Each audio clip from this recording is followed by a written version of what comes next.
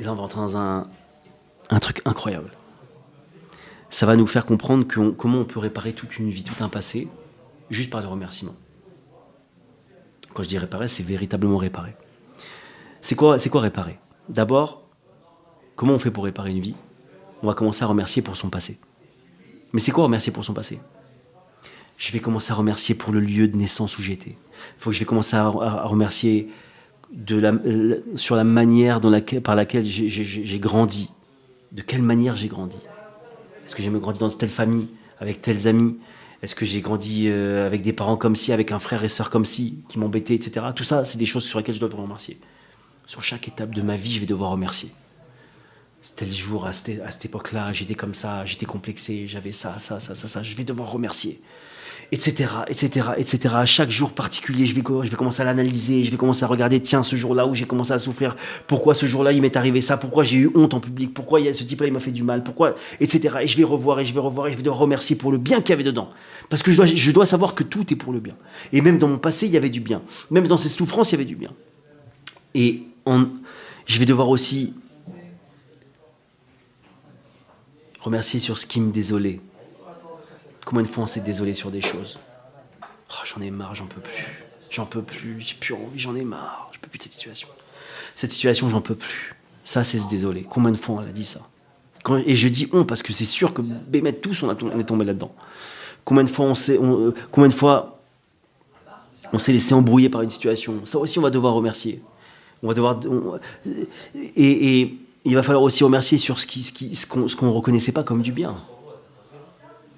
Il y a combien de choses dans notre vie où on a vu des choses et on s'est dit, on n'a pas dit c'est du bien. Et en faisant ça, c'est évident une chose, il va remercier, et en remerciant, il va réparer tout son passé. Maintenant, comment ça marche ce mécanisme de remerciement, de réparation, pardon? C'est que tout simplement, il va élever vers la foi toute une vie qu'il a vécue sans foi, sans émouna avec Hachem.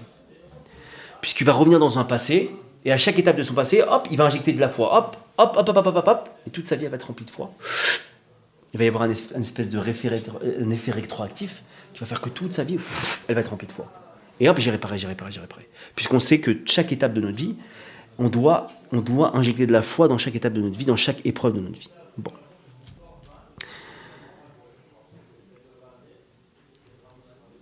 Et ça va évidemment amener que dans chaque, puis comme on l'a dit au niveau des sacrifices, à chaque étape où il va recommencer à remercier, il va voir le bien, alors ça va faire que dans l'étape, l'éclaircissement, il va se faire. Imaginons que j'ai une salle noire comme ça, d'accord? J'ai plein de petites ampoules comme ça, le long de la salle, comme ça, on va dire comme ça, et à chaque fois j'en allume une. Je vais en allumer une première et on va voir que je vois mieux la salle maintenant. Je vais en allumer une deuxième, mieux encore, jusqu'à ce que la salle soit complètement éclairée. C'est quoi ça? C'est qu'à chaque fois que je vais remercier, je vais commencer à voir le bien. Mais plus je vais voir le bien, et plus ça va me faire voir le bien. Je ne sais pas si j'ai été clair. Je vais allumer une autre ampoule, ce qui fait qu'à la fin, je vais voir tout dans le bien. Maintenant, on arrive au sujet qui nous intéresse, qui est les canaux d'abondance. Bon. On l'a dit en introduction qu'il y a plusieurs canaux d'abondance, et celui sur lequel nous on va s'intéresser aujourd'hui, sur lequel on va se poser aujourd'hui, on va se canaliser, c'est le cas de le dire, c'est celui du respect des parents. D'abord, une petite explication de ce que c'est, ça représente quoi finalement les canaux d'abondance et comment on les bouge. Bon. D'abord, il faut savoir que le remerciement, ça ouvre les canaux d'abondance. D'accord? Dès que tu remercies, les canaux d'abondance, ils s'ouvrent. Maintenant, ces canaux d'abondance, à l'inverse, comment tu bouches un canal? C'est pas que tu remercies pas, c'est que tu es ingrat.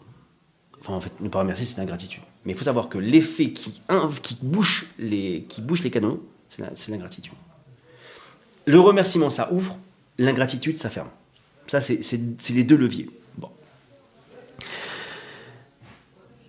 Ces canaux-là, ils amènent, comme on l'a dit en introduction, ça amène l'abondance spirituelle et matérielle.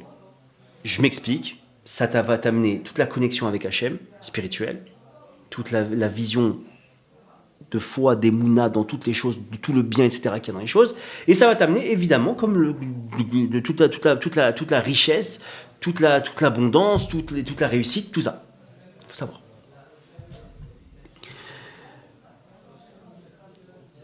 Et savoir aussi que la conséquence d'un canal bouché, ça